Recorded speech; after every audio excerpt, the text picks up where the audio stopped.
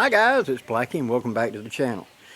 Okay, recently Scab over on Choirboys Outdoors, who's a big knife channel and a big friend of this channel, he issued out a challenge to bushcrafters to demonstrate a little bit of skills. And one of the things he wanted to do in this first challenge was, because he's a big knife guy, was a tri-stick. Now those of you that don't know what a tri-stick, the guy that made it famous was this guy, Moore's, I'm going to say Kuchansky, but I'm Southern. If I've said it wrong, I do apologize. But Moore's, he wrote the book, so to speak, and is one of the big leaders in the early days of bushcraft, and he's still regarded as one of the big names in the entire industry. So if you don't have his book, I recommend you add it to your library. But in here, he shows how to do a thing called a tri-stick. Now, here's the actual little illustration that you see. Okay, the whole point of it is a series of cuts that you do, one for practice. And this is a two-sided operation. When you say try, it means more than what you think. One, you begin doing this in order to learn these various notches. And there is some variety here, because even in the book, the end of the stick may have different notches on it. So there is no particular. Now there are ones that are held up as this is the legitimate tri-stick, but you'll learn from him that the ends of the stick can be various things. So that in one of them he's got a splitting tool, which is a stripper. It's a V that you'll strip the outer thing off of spruce roots and stuff like that, the outer casing, to use it as cordage. Down here in my south we don't use it for that, but we will make one of those to strip the thorns off of briars, brambles, to use for cordage down here, because these down here are much like wire, you know. On the other hand of that, the various ends of the stick, sometimes it's a round point he demonstrates, other times it's a crown, other times it's a wedge. So there are more than just this combination that can be done on a tri-stick. And you find ones that work for you, and they're going to be very useful in your type of woodcraft. Now, having said that, we're going to start out. Now, the knife that we're using, no surprise, the knife that I will be using is my Woodcraft knife. This is a WC Knives Blackbird. This is a bushcrafter, woodcrafter knife. All those little angles and stuff are great for doing this type of thing. So, remember I said that the tri-stick is two things? Initially, it's to learn to do these notches. Once you've learned these notches and you've got them, muscle memory, you know how to do it, then it allows you to try a new knife. How is it going to perform? Well, I'll do a tri-stick with it. Because you start having like a basis, a skill level, and you know how easily and how fast you can produce a tri-stick with your given knife. Well, when you change to a different style of knife, do a tri-stick. Try out the knife by doing a tri-stick. It becomes a standard, see, of how quick, how easily you can create. And therefore, does this knife make it easier or more complex to do a tri-stick? Things to find out. So, what's the first notch we're going to do? I'm starting with a thumb thick, I'd say about a 1/2 to 3/4 inch thick piece of yopon. And the first thing we're going to do, we're going to crown. You see, this is where it's been sawed off. Crowning is you come down just about 1/4 inch or so, and you go over and you just push through. Make sure you can see this, and push up. What I'm doing is just nicking that edge off. I'm reducing the diameter of it right there at the end. Why would you do this, Blackie? This is if I'm going to make the top of a tent stake, or something I'm going to be pounding off so it doesn't mushroom and split out. By tapering it up there at the top and rounding it, you can pound on it and it doesn't just split, see? Now I've gone around once, now I come back again, and I get right there and I will take off that shoulder even more. So it's almost rounded off, just like this. Now notice, Blackie's not wearing his glasses. Blackie is using the force after decades of doing this to make tent stakes. A nice, simple, flat piece, but this edge has been reduced, so now when I pound it in for a tent stake, it will not split off so easy.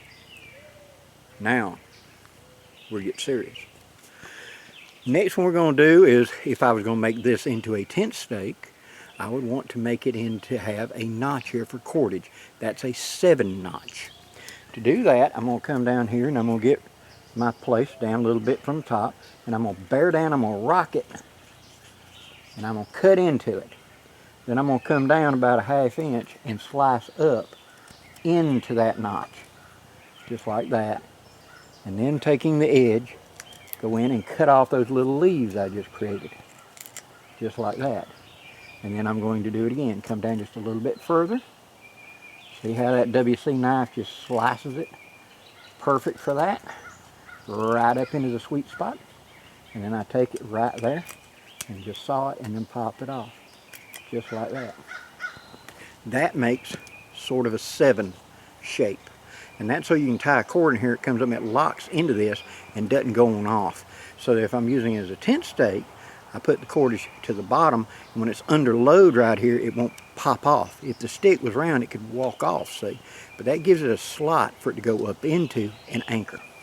And you want to make sure that you kind of undercut that just a little bit right there, so it's a true 7 notch. Okay, the next one, we're going to come to the other side and we're going to do a simple saddle notch. Now all a saddle notch is, see something about, it depends on the diameter I'm going to match, but I've got something about this size again I'm going to demonstrate with. So I'm going to come down here a little bit below it, and I'm going to simply dig out. Going in, I'm going down and then up. Down and then up. I'm going to turn the stick around, and I'm going to cut those leaves off, just like that. And then come back the other side, just like that. Now, what have I done there? It's just a good nick, but why I did it was for this. See, it's now a saddle, like a log notch, and that's exactly what we're going to use it for. This is very useful when you're lashing stuff together. See, if I put a round to a round, see they want to roll around each other. But if I put it up against that notch, like that, now it's got more, it's wrapping around it, okay? And if I'll take this one and do the same thing right quick, if I'll just simply carve in right quick, turn it around, I know, but trust me, I'm being safe because I know my knife and I know my angle. If you're seeing a camera angle, and I'm not doing it from a camera angle. Just like that. By notching it on this side, real quick and easy, just like that.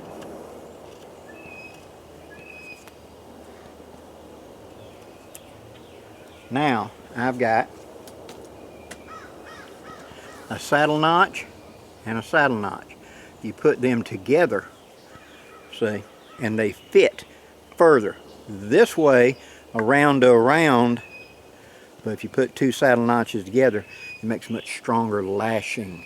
So when I lash this together, they kind of lock together a little bit better. You want to go even further, make a square to a square notch and make those lock together, and that will be even tighter. But that's what that is, saddle notch. Now, from the saddle notch, let's go to the V notch.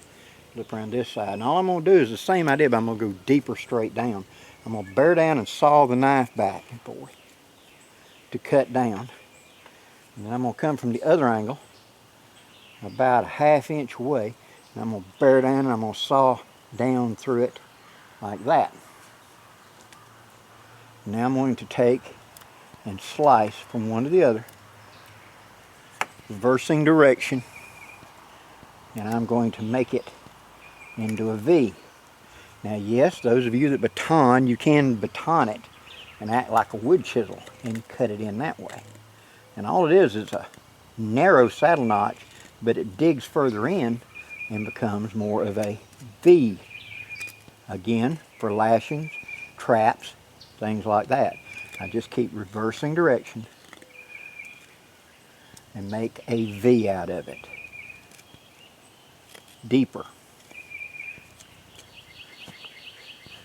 A V down in there. Again, now what would this be useful for? In bigger scale, whenever I go to do a buck saw, I would take this end, and this one I would make a flat wedge. Just like that. Sure my angle. Just like that. Now, see how that end is? It's sort of a wedge shaped.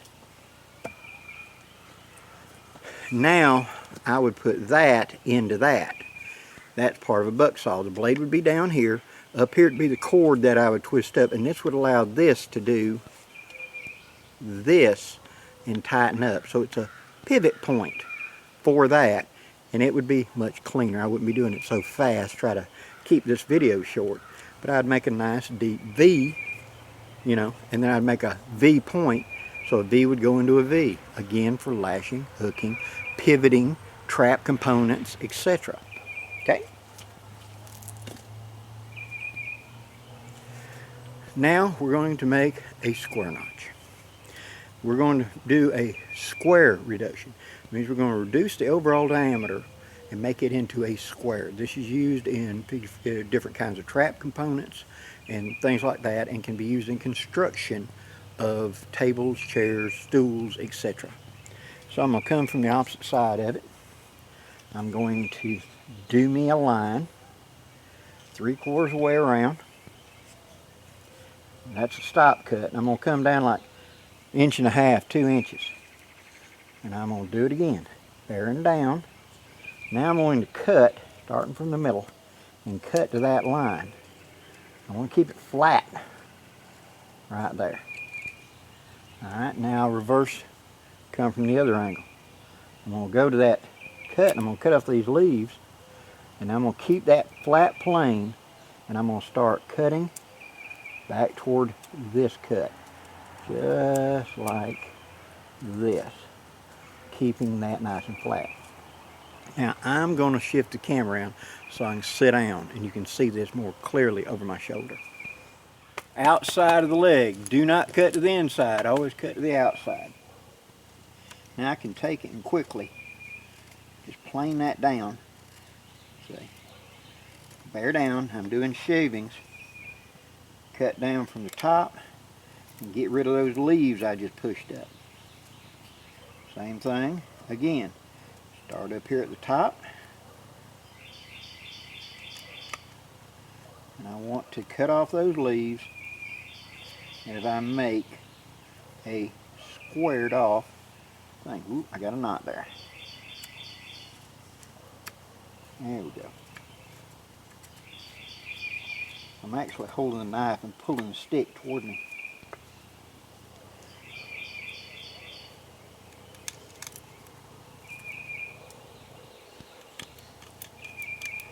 See how I'm using that rounded belly on the WC Blackbird?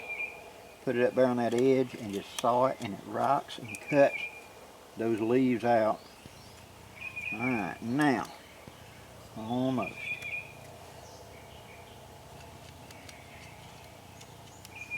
Okay.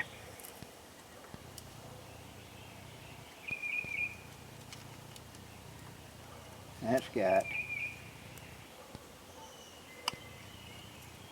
that flat. Making sure that it is flat, it's not twisted. Right there. Alright, now that I've got that flat, I'm going to roll over here and I'm going to do a flat right here as well. So I'm going to continue that cut mark, just like this.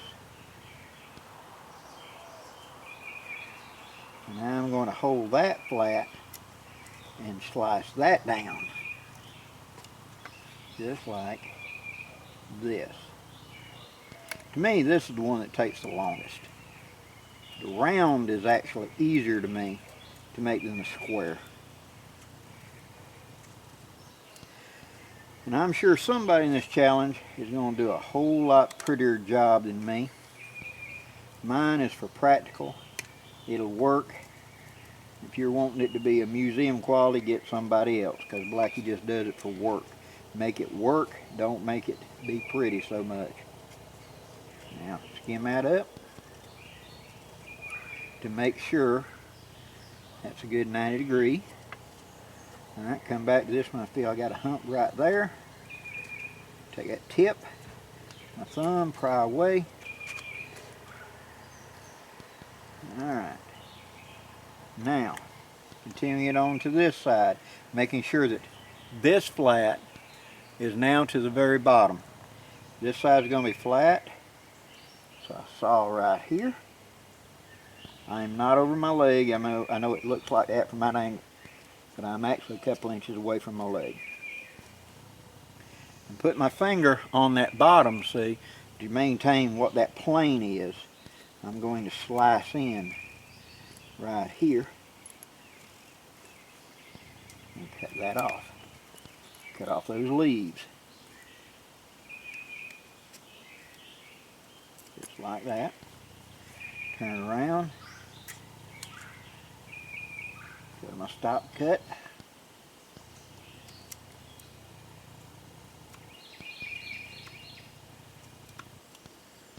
Cut that off. Now, take a look at it. This side's a little flared. You can come a little further down. Just like that. This side's got a hump right in the middle I need to eliminate. Just like that. And then finally come to right here. Shave that up a little bit. And then cut that. Alright. What we have there is a square reduction. See, now this can be used for a notch to fit in like that over it and have three sides gripping. It can be used for several different things, but there is a square notch. Now right here below it I'm going to do a round notch. Round reduction is even easier. All I'm going to do is just go all the way around. Make sure I am staying on camera.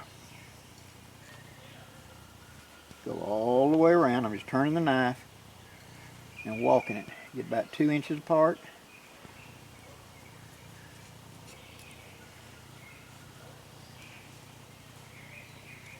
Until I go all the way around. Cut back to itself. Now, we're going to just lightly start reducing the size. And what we're going to do is we're going to rotate the stick as we do. Try not to do that. I want to keep a good solid shoulder right there.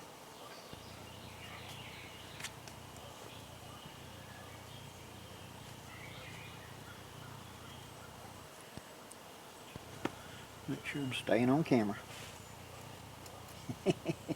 You guys could not, I want you to do this.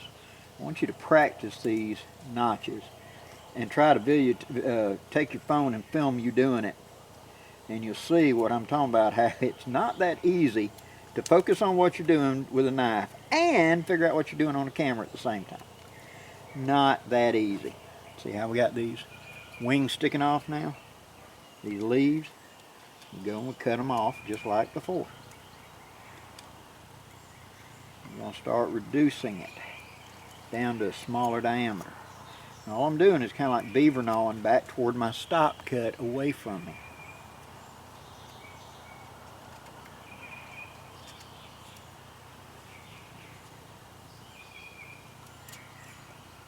Starting at my stop cut, and kind of dishing it down till I get to a certain depth I want to stay at. Now what is this used for? A hinge quite often.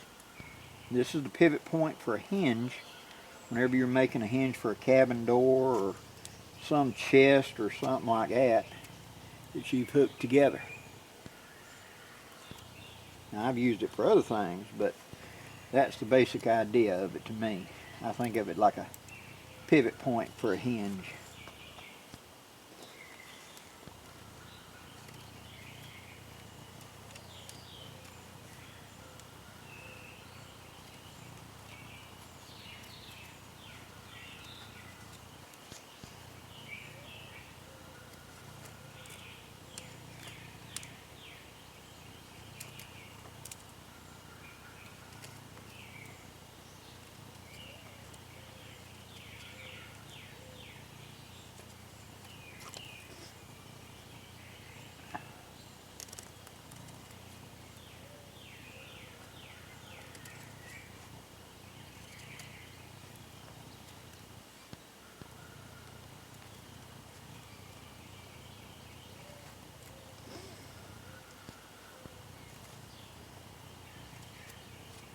You really feel it in your forearm right in here. That's where you feel it, because you're doing all the prying.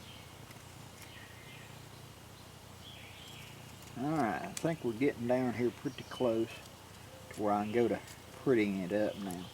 I've got my diameter reduced sufficiently. I've got to cut these leaves off. And I got to go around and get rid of that shoulder.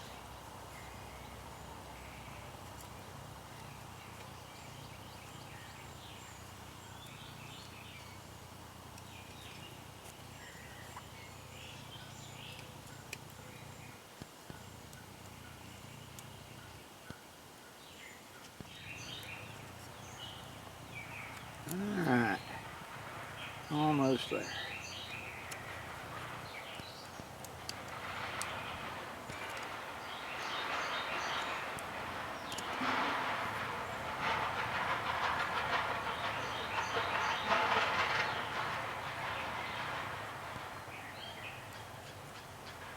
Little bitty trimming. Now using the back of the knife,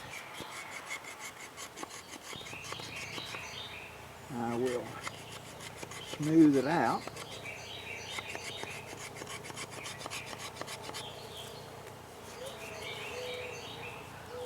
Turn it the other way.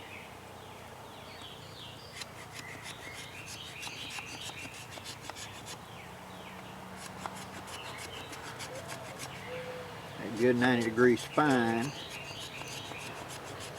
making fine shavings out of it.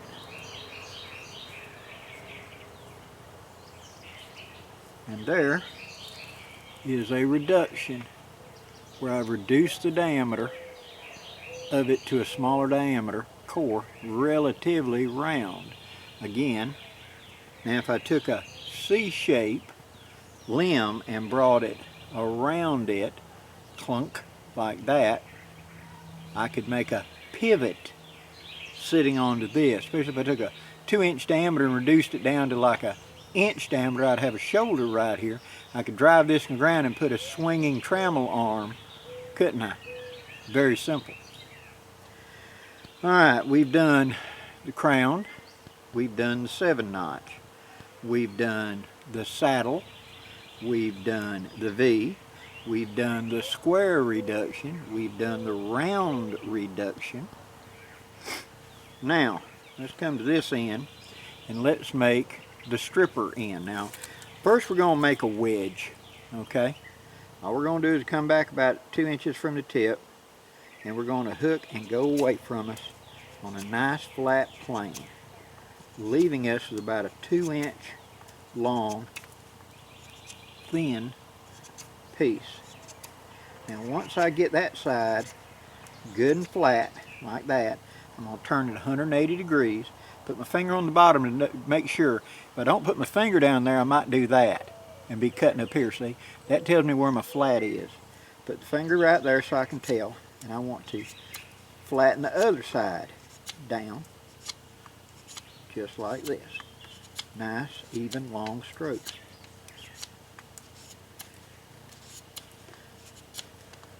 Now once I get it fully flat, like that, now I'm going to look at it on the end and see which way is thicker. This side's thicker.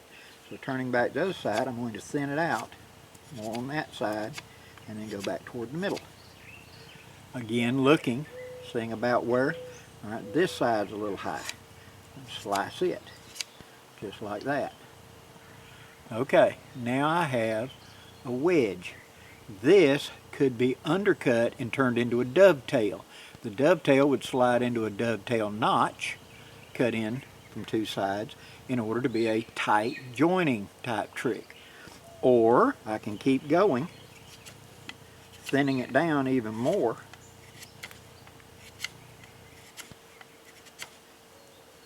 Swapping sides, keep going. It's getting thinner and thinner, see? That's what I want. I don't want it too thin.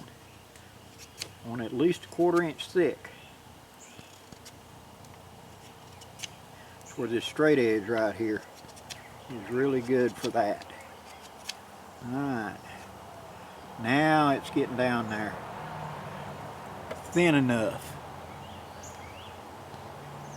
Okay, now I'm going to come down from the tip, about to say right here, and I'm going to take my knife and I'm going to do a 360, pushing in and rotating the blade. Nice and easy. Yes, we're going to do the pot hook notch, I hadn't forgot. I'm going to do this on this end first. Now I'm going to go exactly opposite to the other side, putting the tip of my knife in basically the same place, and do it again. Cutting it around, cutting those fibers. Now once I've done that, I want to split this down to that relief hole I just cut. That relief hole is keep from splitting all the way. I just want to split it from there up. Now I can put it right there and push, but it's far better to put the knife against the tree and push the wood at it. So I'm going to do that with what I'm sitting on. I'm just simply going to put the knife blade down, center up the wood where I want it to go, and then I'm going to push down on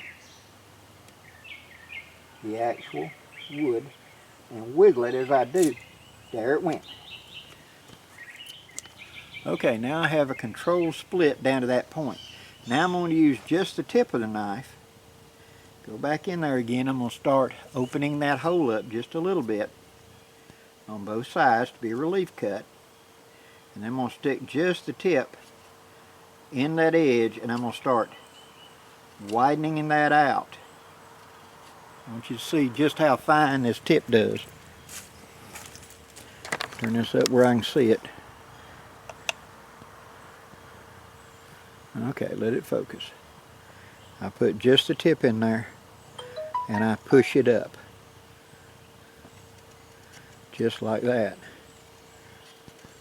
And I start widening out that split right there. Sorry, I had a phone call. Okay. Now, on that split, I've been taking the tip and just dragging it up through there until I have made a nice long split in it. Just like you can see right there. Now what that allows is, with a little right here on the end now, the lips of it, I need to put a little bevel. What I'm going to do is just going to take the tip of my knife, I'm going to do like that, and I'm going to kind of widen that opening just a little bit.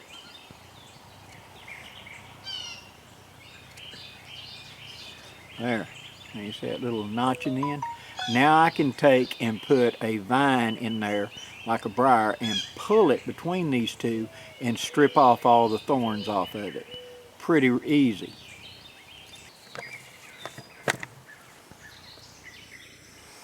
Okay, so that's got the root stripper or briar stripper down here in the south. That's got the round reduction. That's got the square reduction. That's got the saddle. That's got the V-notch. That's got the 7-notch. We got the crown on that end. That wedge on the end is used as a digging stick. That's what the wedge is for. And the final one we're going to put on here is going to be the pot hook notch. Now the pot hook notch starts out like a 7 notch, but it undercuts and opens up. So the classic way to do it is you're supposed to take your knife and cut an X onto it. So it's a X, just like that, and then you're going to take off the 3 sides, leaving just the 1 point. I will do it that way, but I'll also use a little different technique, okay? So, to begin with, get my eyes back on. Okay, to begin with, what we're going to do is, I'm going to come up here and I'm going to saw down pretty hard to make a pretty good notch in. Cutting down a pretty good ways. Now, I'm going to draw an X across that line. That will give me my quarters. Now, up to that line, I'm going to cut up to that line just like a 7 notch. But I'm going to stop short. So get right up there, cut straight down. Get right up to it, cut straight down. I'm making the lead into the pot hook right now. Just like this. Just like a 7 notch, but we're going to go deeper. Just like this. I kind of picked some bad wood to be carving. I could have cheated and got something real easy to cut, but I thought this old gnarly yopon would be a good work for the hands, a good challenge. Alright. Now what this notch lead is for a bail of a pot to come under. Give room for it to come in. So just make a deep 7 notch. Just like this. And then we're going to undercut it to make the classic pot hook notch.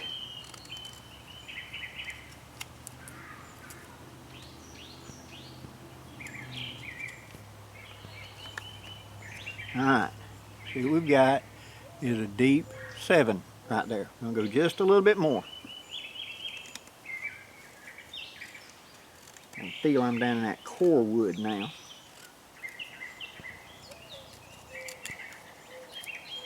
Just like that. Okay, now that I've got that done, I'm going to turn the stick around, and that point I left, I know it's hard to see that point, I'm going to cut off these sides right here, leaving just that point.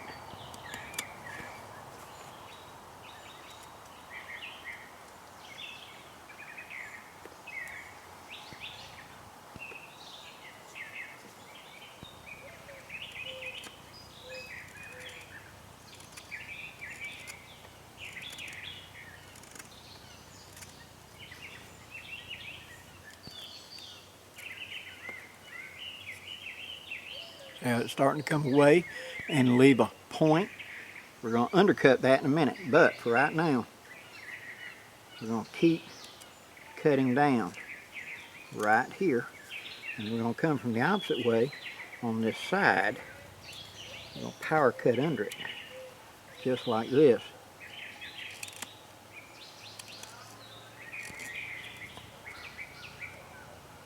Now the pot hook notch does exactly like what you're thinking. It's used to hang a pot onto a fire. It also makes a pot not fall off when it goes to boiling, because we're going to make a piece here in a second that this is going to anchor into. See how now I've kind of undercut way around it? Now this, now when you're looking at it like, let me get you right, like that, see it needs to go deep into there, because this is going to be the lip that holds into that handle. So now I'm going to come in right here, and I'm going to go push in and roll up and undercut that down.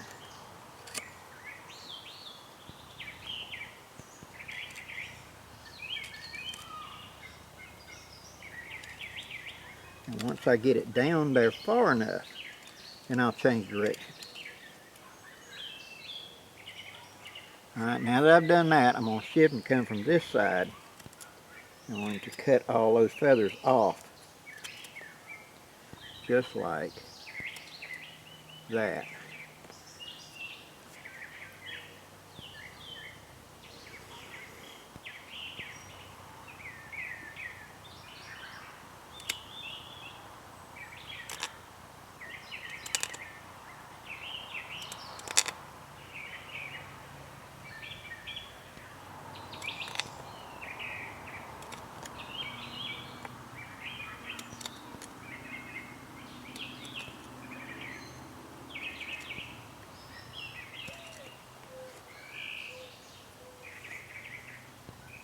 And now we have a pot hook notch. This is where the bail of a pot will sit on that and will not fall off because the bail can kind of wrap around it, see? Instead of being like a 7 notch, it'll actually wrap into it and hold the center of balance. Of course, we'd cut this stick off right here, but that'd be where you'd put your pot hook. Now, also with that little bitty point right there, remember earlier I showed you how to do this for the wedge. Now we take this and we take another stick and we make the wedge. So what we're going to do is we're going to go back to this I made earlier. We're going to come back here, about 2 inches. And we're going to quickly flatten that out to make a flat wedge. This would be the stick that you're going to stick into the ground to be the pot holder, the lean. So we're going to do that. Thin it down, see, nice and thin. And then right in the center, back in just a little bit from the very end, we're going to take the tip of our knife and we're going to cut a circular depression like you're starting for a bow drill. Now that I've got this with that little bitty divot right there, we'll make sure we ain't got no burrs or nothing.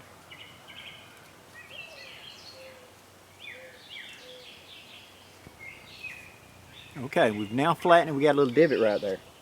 Now if I take and cut a pot hook notch like this to hang the pot on that end, if I on the opposite end I cut one, and then I take and make this, and I take this stick along with it and stick it in the ground, I can then come and sit it up onto that, and it allows it to swing and not fall because it's sitting in that little bitty notch that I made in here, and it holds it.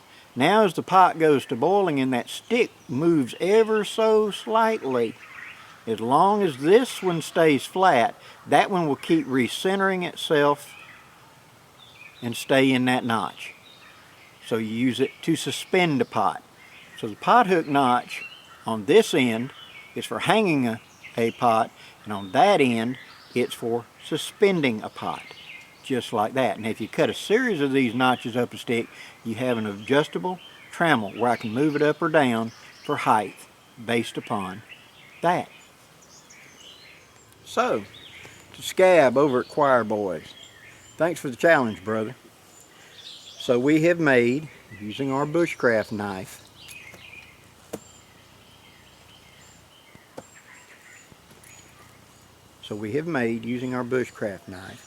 we did a crown. Crowns are used when we're pounding on it so it doesn't split out. We did a 7 notch, a place for ropes and things to anchor into to make stakes, etc.